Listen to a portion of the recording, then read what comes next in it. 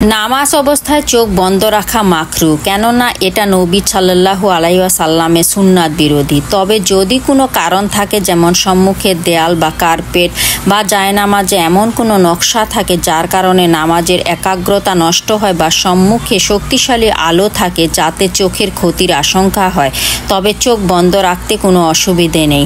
তবে নামাজে চোখ খোলা রাখা এবং দাঁড়ানো অবস্থায় সিজদার স্থানে দৃষ্টি রাখা সুন্নত। নামাজে অধিকাংশ সময় চোখ বন্ধ রাখা সুন্নতের খেলাফ। হাদিস শরীফে এসেছে, রাসূলুল্লাহ সাল্লাল্লাহু আলাইহি ওয়াসাল্লাম দাঁড়ানো অবস্থায় সিজদার জায়গায় দৃষ্টি রাখতেন।